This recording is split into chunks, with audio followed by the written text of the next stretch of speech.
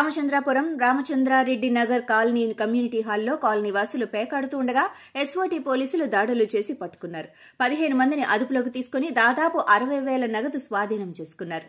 పేకాట రాయిళ్లను నగదును రామచంద్రాపురం పోలీసులకు అప్పగించారు ఎస్ఓటీ పోలీసులు.